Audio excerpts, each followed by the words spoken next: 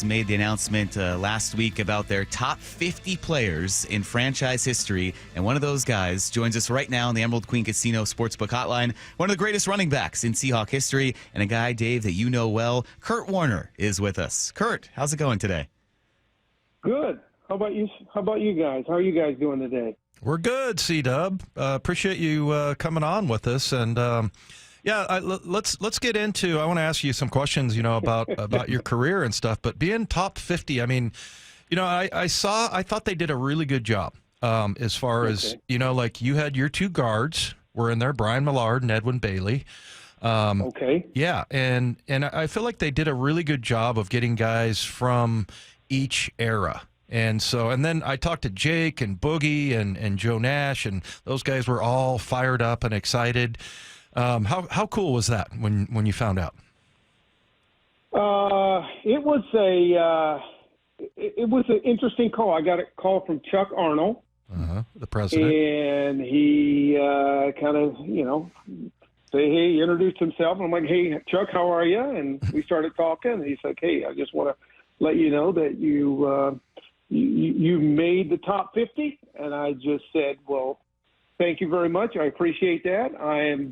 I am humbled with regards to being a part of that group.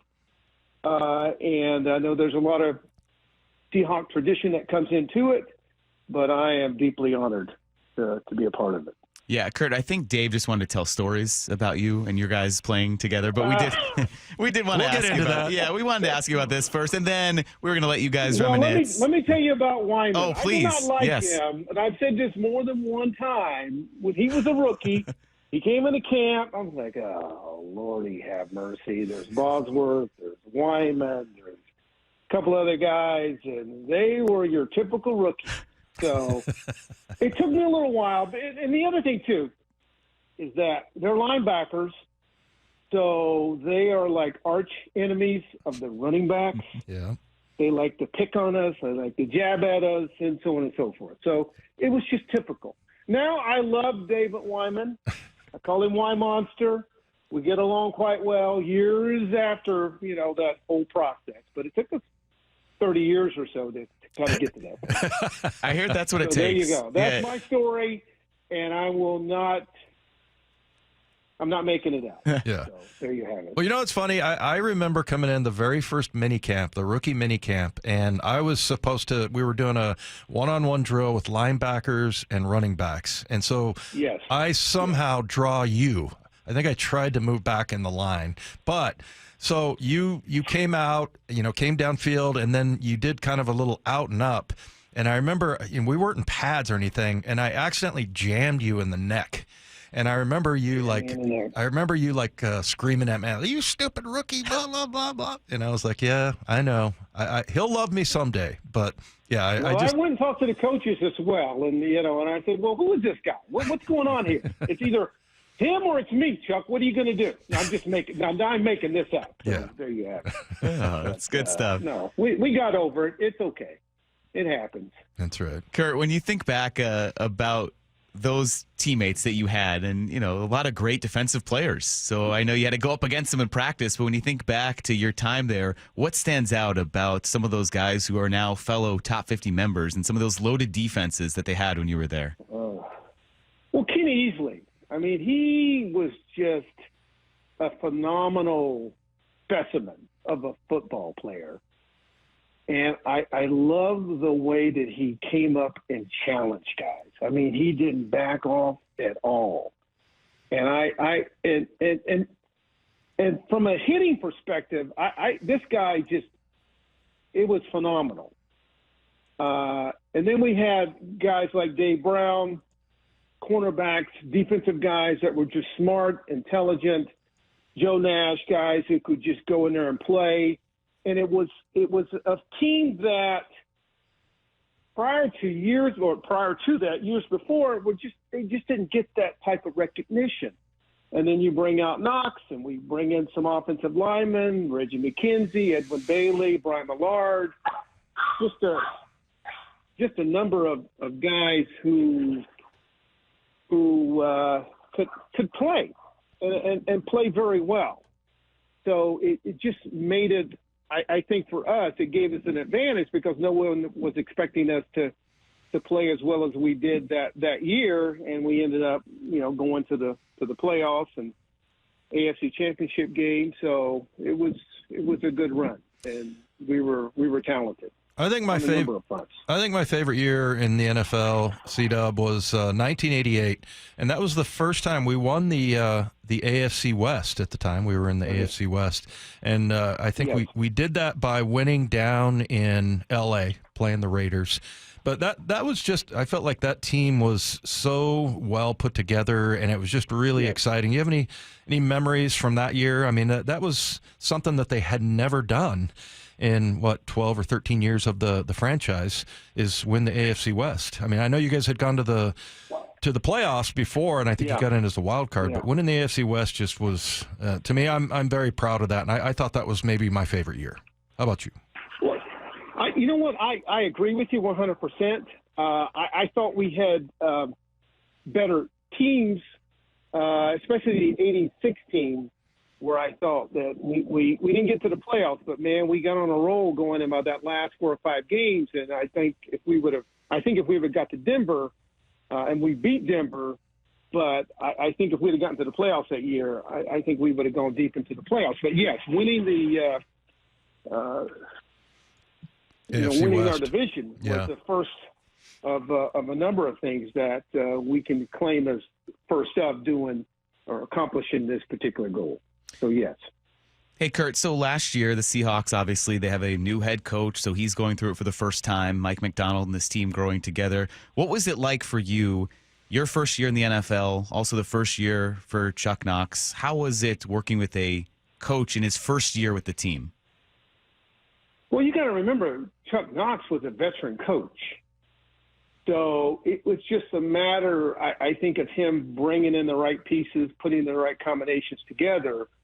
But he's had a history of winning, at every place he's been, Buffalo, the Rams, and so on and so forth. So I didn't think much of it at that particular time because I thought that the way he had put this team together and the way we had kind of figured it out, we're going to be at least a team that was going to challenge every game that we played in. We were going to be in the game. We weren't going to, be out of the game. We were going to be in the game trying to win the game. So from that perspective, I thought we had a chance. And I'm optimistic when you're playing, regardless of whether or not you're going to win or not win. I mean, I always thought of us as winning. So that was my mindset. Hey, a guy that we used to call Chumley, John L. Williams. John L. Williams. Yeah. Yes. I loved seeing that he got in as well. And, like you mentioned earlier with Millard and, it was really cool. But tell us about, I just remember John L. had he wasn't a really big dude. He was actually pretty short, but he was a pretty good blocker, and he had really good hands. And, you're going to get a chance to reunite with that guy. So how he was, he wasn't the tallest guy in the world, but he was 230 pounds. And but he was like 5'9". No, I don't think so. He's a little bit taller than that. But I mean, his physique and the way he blocked. I mean, he's probably one of the better blockers I've ever seen from a running back position. But wow, I'm glad to hear that he did make the top 50, rightfully so. He very much deserved it. So yeah, good for him, and I'll be happy to visit with him when I get a chance to see him. Yeah, so did they tell you that it's the Tampa Bay game this year, and I'm not sure what the date is on that, but it's a home game, and I think that's when, they're having all of the 50 players. That's going to be unbelievable, going and seeing all those guys. I mean, you got to be pretty excited. There's going to be some guys in there probably that you haven't seen since you played with them, right? Pretty much so, yes. Yeah. I would think so. There's been guys that I haven't seen in quite some time, so it'll be a lot of fun to reminisce, to talk, to say hi, and get caught up on things. So yes. Curt, you said you would only share one Dave Wyman story, but I'm sure you have plenty of stories. No, he doesn't. No, not about you. No. About Dave Kreig. because Wyman has plenty of Dave Kreig stories. So I don't know if you want to share any, but where do you start with Dave Kreig? I do not know. I don't even know where to begin. I tell you what, Dave Kreig and I, he used to come over to my house and we played the video games. I mean, these are the early models of the video games, and we had the Seahawks and all of the other video games that we used to play. And he used to come over to my house, and I would pummel him, just beat him up, right? He couldn't win. So, but here's the thing: he wouldn't leave my house until he won. Right. So it's like, look, okay, we got to practice tomorrow, Dave. You got to leave. Okay, goodbye. And then he would leave, and then I would call him a loser or something like that. Right as he's ready to, to leave, I would call him something, a loser or whatever it is, and then he'd come back. So that's a good Dave Kreig story, but that just tells you just how competitive. Yeah, I remember. He was the most competitive guy I've ever seen in my life, ever. Yeah. So, well, I remember he had one of those little toy plastic basketball hoops that was like 5 feet tall, and it was for his kids. And I went over there one time, and the kids are off to the side, and Dave is sitting there shooting across the room and is like, I can't stop until I make 5 in a row. And the kids are like, Dad, can we play? And he's like, no, let me just finish here. I got to get 5 in a row. So, yeah, he was crazy. That's correct. Crazy competitive, but what a great competitor on the football field. There isn't a better guy you want to play with. Yeah. When it comes to, Seahawks football, or just being in the midst of someone who has that type of desire to win. It rubs off on everyone. By the way, I just got a text from one of your buddies, Paul Moyer. Curt never pummeled me in video games. He used to get frustrated. Is that true? Can we rely on that? That's not true. That is that's not true at all. He remembers it a certain way. I remember it a certain way. I'm going to go with what I remember. Okay. How about that? So Paul Moyer, on the record, you're saying Paul Moyer could not beat you in video games. No, Paul Moyer couldn't beat me in anything. No. Including golf and all that. Paul Moyer. Yeah. Now, golf, that's a different ballgame, but video games.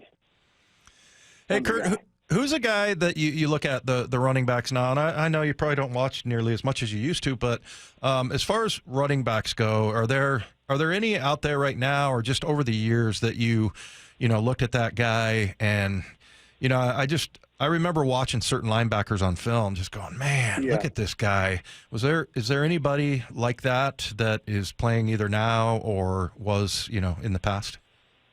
I like the big bruiser guys because I wasn't one of those guys. Yeah. I mean, everyone has a certain way in which they are able to take advantage of whatever talents they have. But I like those big bruiser guys, like a Marshawn Lynch, who would just run up in there and just take people on. Yeah. I found that to be something that I couldn't do from that perspective, but I admire the way they ran the football. So, and then there's guys out there like Henry. I think he was with the Titans at one time. Now he's with the Ravens. Mm-hmm. And he's one of those kind of game changers. Big guy, 6'4", 6'5", 250 pounds, that can run like nobody's business. So I kind of like those guys. That doesn't mean that they're my favorite players. I just kind of like the dynamics of how those guys play, because I couldn't do that. Hey, Curt, do you look like me at the NFL now and how huge it has become? I mean, it was a big deal, and especially here in Seattle. I remember when we came back from Cincinnati, we won the AFC West. We went to the playoffs. We played the Bengals. We lost. We came home, and there was probably like 300 people at SeaTac that were there cheering us on and everything. So it's always been big up here, but it's amazing, the NFL now, just the machine that it is, that the combine and the draft and just everything. It's just, I just marvel over how that has become, it's such a bigger game than it used to be. Well, you watch the draft, and it was the same concept when we were being drafted, but now it's on ESPN. So I don't think the number of people who are making the teams are any more than what they were when we were being drafted. It's just that the whole, what do you call it? Just all the hype and pageantry. Yes, all of the hype that goes on with it is really, it's crazy. It's crazy, but it's good for the NFL. Yeah. And, we play, I think, in the best arena. I think we're obviously, in my opinion, the most popular when it comes to sports in general, and I think we're taking advantage of it quite often. So you have to applaud the NFL on the marketing and all of the things that they do, because it continues to go beyond expectation every year, especially when you're in that latter part of the season. And then you're getting into the playoffs, and then it just turns into a whole different environment. So, And I just got a text from Moyer, who obviously is listening about the video game, but I stand corrected on what I say. Okay. So there you have it.